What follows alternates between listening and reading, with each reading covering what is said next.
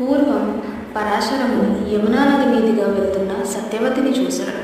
సత్యవతి కురు సామ్రాజ్య యువరాణి. అయితే సత్యవతిని చూసి ఆకర్షితుడైన పరాశరముని తనతో సంగమించమని కోరాడు.